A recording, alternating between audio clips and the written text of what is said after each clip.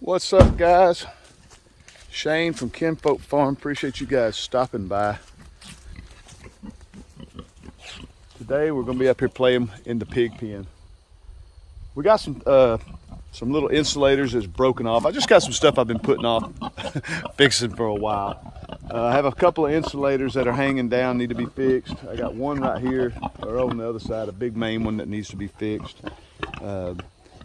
Just got to get that fixed. And also their feeder, they have beat that feeder to death. And every set of pigs we've ever had, they've really abused these feeders pretty good. It's basically just the nuts have come off and the feeder's starting to fall apart. So I've rounded up some nuts and bolts and stuff to redo that feeder. I'm going to have to feed the pigs off in their regular trough over here just to get them off of me. I've already fed them once this morning, and I should have done it then. But I'll feed them over here in their trough just to keep them off of me, because if not, they will be all over me. And they've already been playing in the mud this morning, so I don't want to get mud all over me. You can see that one's been laying in the mud. But I'll give them a little food. We'll turn the power off and fix some of these insulators. I also want to get out here and start my first trellis row for my blackberries. I got just enough T-posts to do one row. I got to start buying some more. But these were some scrap we had left over, and I wanted to go ahead and use those to get one row started and hopefully get one row of plants set in. Not sure if I'm going to start in this garden. I think I'm going to go ahead and start here and just come off the muscadines. I think I'm going to start one row there and just start working my way in, because I have 3 rows I want to put here, 3 rows I want to put here, 60 per set. So 120 plants coming. We've already got 60 in. The Wichita variety. These are supposed to be a really, really nice, sweet blackberry. A really, really big blackberry. That's what we're wanting. So those are going to be really nice to go ahead and see if we can get some in today. Not sure if I'll get them in today or finish this up tomorrow, but we're going to do the best we can. So let's get over here and get started on the pigs real quick.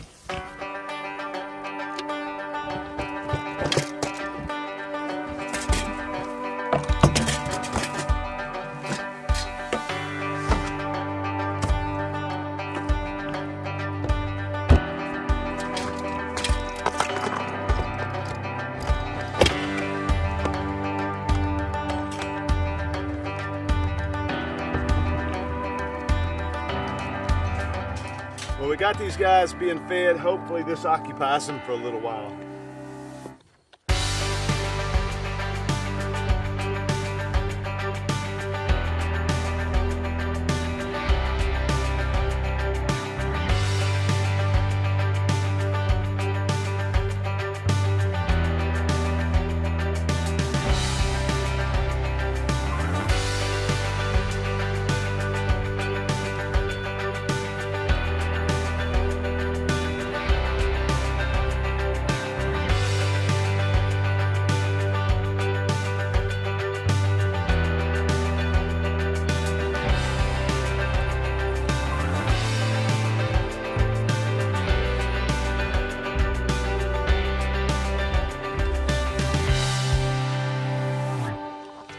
Well, 10 minutes worth of work that should have been done a long, long time ago. But you know how it goes. We get busy. Ain't that right, big girl? Woo, you getting big. They know when I get near this feeder what time it is. Whether it's in the trough or not. They think it's supposed to be in this feeder. Ain't that right? Okay, let's open this feeder up. What it is when they come down here and get their feed out of these bottom lips right here, they like to take their nose and lift up on this thing and bang it around. And what's happened is the manufacturers did not put lock washers and stuff up here on these top bolts. We see we've lost one. I came in here and sort of finger tightened some yesterday, but I just noticed this the other day, but they're all, see, that one's lost a screw, a bolt or a nut. That one's not tight. Every one of them's coming loose. So we're just going to come and tighten some of these things down. Hopefully this works out. We're going to tighten some of these things down. I brought just a pocket full of nuts and bolts out of our little scrap nuts and bolts jar. So hopefully this works out.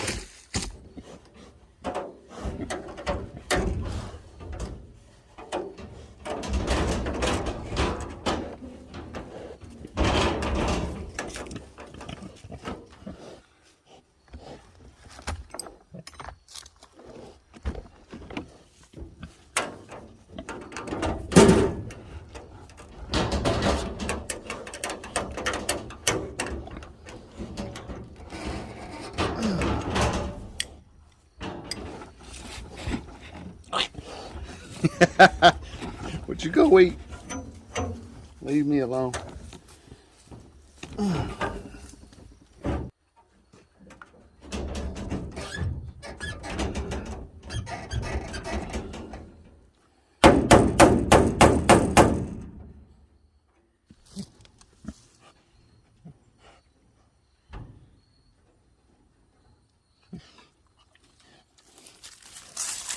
Hey, girl. Hey, girl. Why do we do that? Why do we procrastinate on some of the simplest things? I know I do. I'm the worst. I'm the absolute worst at just putting some of the simplest things off, and I don't know why I do that. But that literally took not even 20 minutes to put all those in and to fix that. Something so simple. But I don't think if I would have kept on leaving those, if those screws would have stayed loose like that, they would have destroyed this thing, because it's just getting all lopsided and bent all out of shape from them. Just, pigs are strong, and for you guys who've never raised pigs, they are super strong. They're one giant muscle. They are absolutely super strong, and they just beat this poor thing to death. I'm shocked that this strap has still held it on as long as it has.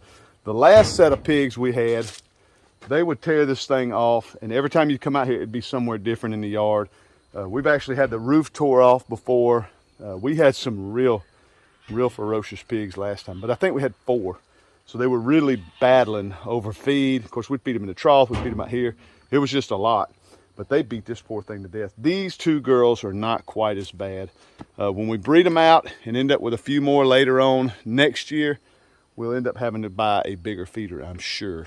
I'm sure, because competition is fierce amongst pigs. Let's see if we can't build a trellis real quick. I'm curious. I want to try the V style type trellis for my blackberries this year. I've watched 1,000 videos on how to do it, but I think I'm just going to do it what's comfortable for me. I'm just going to make some nice V-shaped T-posts going straight down in a row about every 20 foot. It doesn't really take a lot to hold a blackberry up. These are the erect type blackberry bushes. So they're really going to basically stand on their own. This should be just to keep them from falling over once they get about 4 or 5 foot tall. So it should be pretty simple. Let's go see how we come out with that.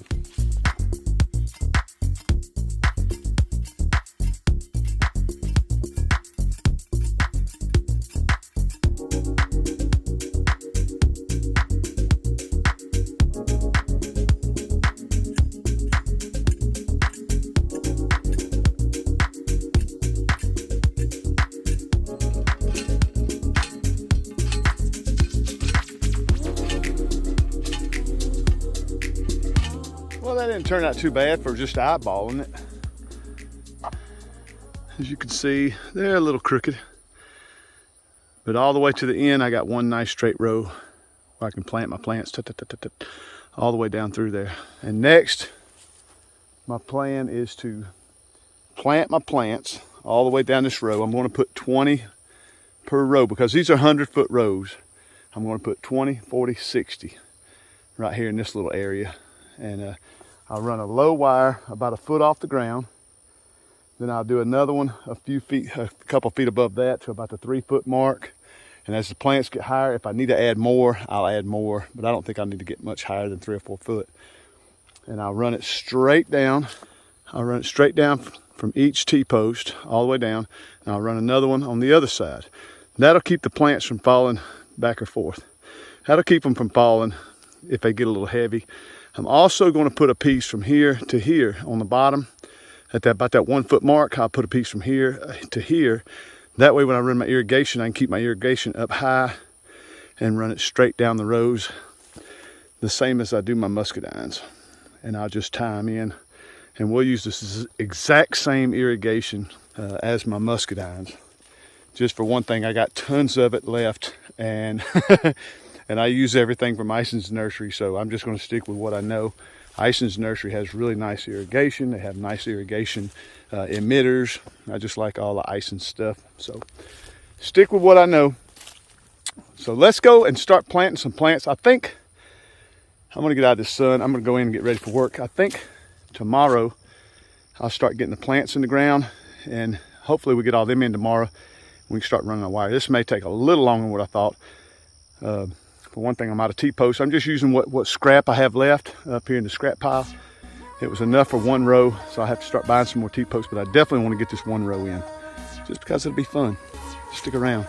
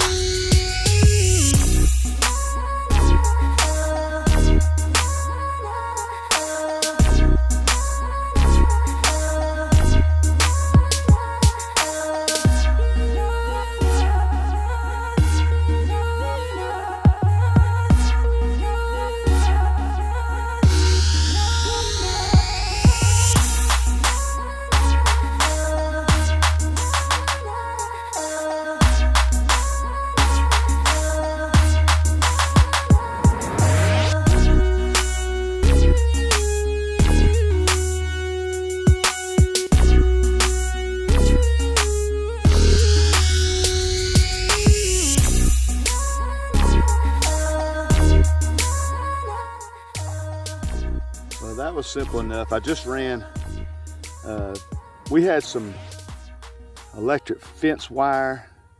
I just used it. It doesn't really have to be anything super heavy.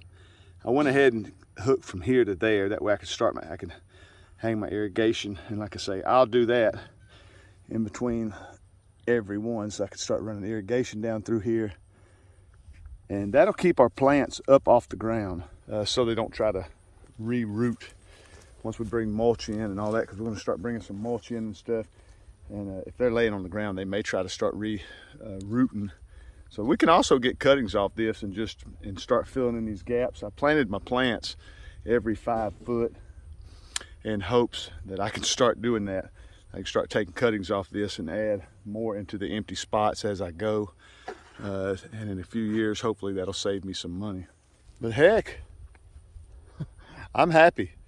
I got one row done. I put that one wire about 1 foot off the ground. I'll add another one about at the 4 foot mark as they start growing. But right now I don't want to be bouncing into that wire all the time. So as they grow, as they get about 3 foot, I'll add that 4 foot mark to keep them up off the ground, or add one at the 4 foot mark to keep them up off the ground. That'll help their growth, and hopefully we can get them up.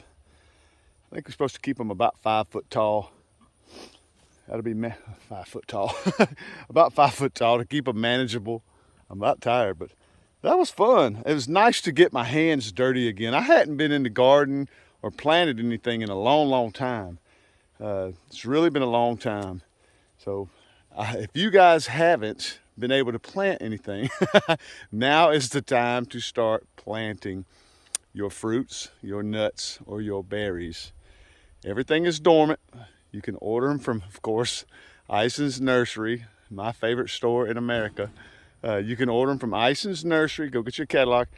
You can get you some muscadines, blueberries, blackberries, just whatever makes your heart swell. Go get you something to plant this fall and winter. Get your hands dirty. It's so much fun. I tell everybody all the time about muscadines. You don't need a ton of muscadines. You can have one plant. If you got a little tiny yard, you could put one plant in a 20-foot section, have a post on each end, a 20 foot, put a plant in the middle. You'll have a lot of grapes every year. After about your second year, your third year will really be strong. But muscadines you can't go wrong with if you're in the South. I just love them. So blackberries, hopefully I can teach you guys something about blackberries. This is the first time I've ever attempted to grow blackberries. You guys hopefully subscribe and come along and see how it comes out. It shouldn't be too hard. I'm going to grow them basically like I do my muscadines and hope for the best. Except I'm going to mulch this. I don't mulch my muscadines, but I'm really going to mulch this. I've been watching a lot of videos and they say you need a lot of mulch. A lot of mulch helps with your blackberry growth. So I'll keep you guys posted. thank you guys so much. The pigs are happy now. I got all their stuff taken care of.